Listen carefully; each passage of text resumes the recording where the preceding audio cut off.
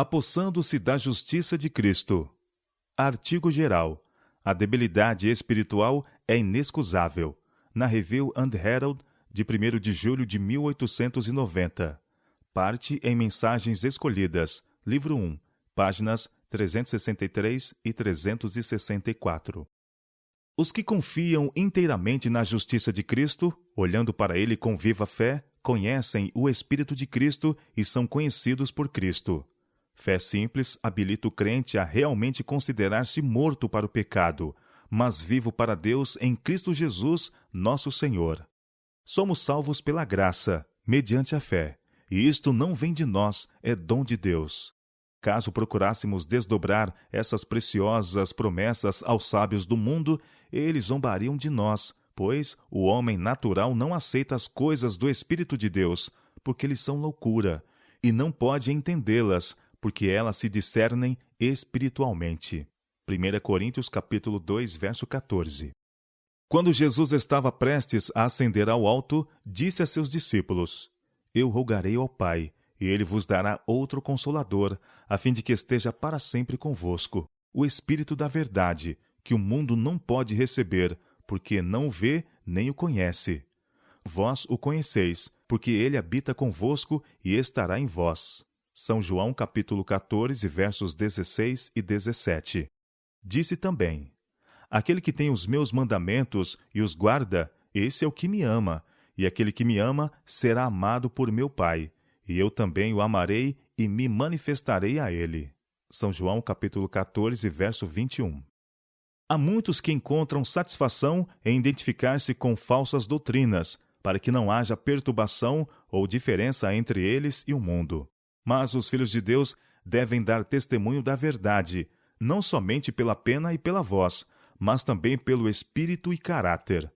Nosso Salvador declara que o mundo não pode receber o espírito da verdade. Eles não conseguem discernir a verdade, pois não discernem a Cristo, o autor da verdade. Discípulos mornos, adeptos de coração frio que não se acham imbuídos do Espírito de Cristo, não são capazes de discernir a preciosidade de sua justiça, mas procuram estabelecer sua própria justiça. O mundo busca as coisas do mundo: negócios, honra mundana, ostentação, satisfação egoísta. Cristo procura romper esse fascínio que mantém os homens afastados dele. Procura chamar a atenção dos homens para o mundo por vir, que Satanás tem conseguido ofuscar com sua própria sombra.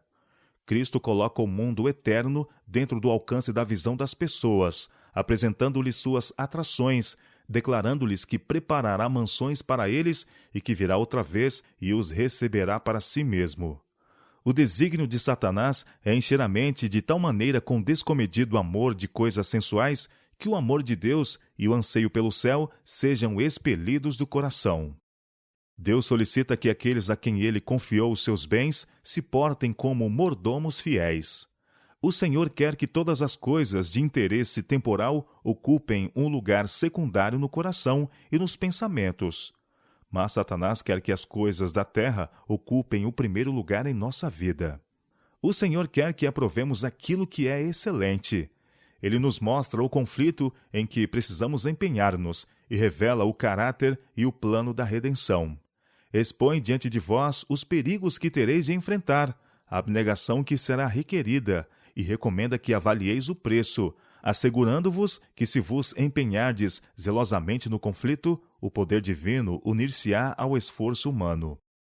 A peleja cristã não é uma luta travada contra a carne e o sangue, mas contra principados, contra potestades, contra as forças espirituais do mal nas regiões celestes. O cristão tem de contender com poderes sobrenaturais, mas não deve ser deixado a empenhar-se sozinho no conflito. O Salvador é o capitão de sua salvação, e com ele o homem pode ser mais do que vencedor. O Redentor do mundo não queria que o homem ficasse em ignorância dos ardis de Satanás. A vasta confederação do mal é arregimentada contra os que querem vencer. Mas Cristo deseja que olhemos para as coisas que não se veem, para os exércitos do céu que se acampam ao redor dos que amam a Deus a fim de livrá-los. Os anjos do céu estão interessados em favor do homem. O poder da onipotência está à disposição dos que confiam em Deus.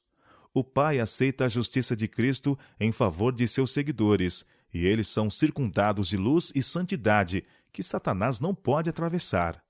A voz do capitão de nossa salvação fala a seus seguidores dizendo: tende bom ânimo, eu venci o mundo, sou vossa defesa, prossegui para a vitória. Por meio de Cristo provê-se ao homem tanto a restauração como a reconciliação.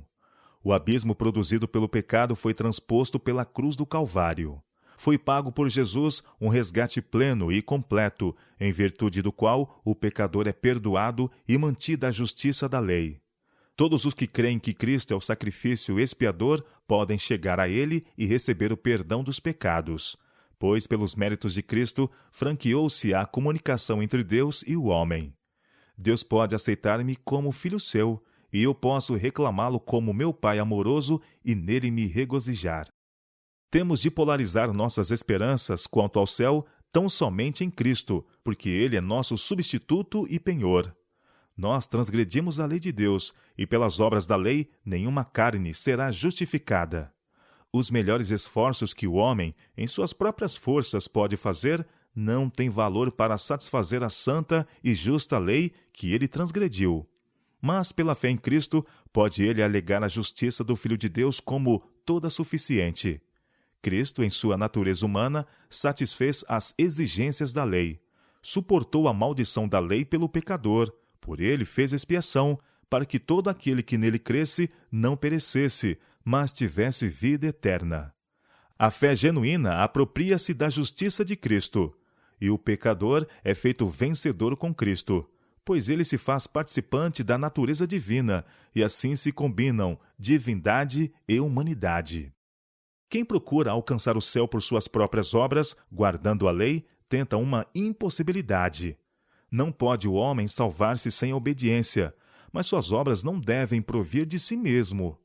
Cristo deve operar nele o querer e o efetuar, segundo sua boa vontade. Se o homem pudesse salvar-se por suas obras, teria ele algo em si mesmo, pelo qual se alegrar. O esforço que o homem faz em suas próprias forças para obter a salvação é representada pela oferta de Caim.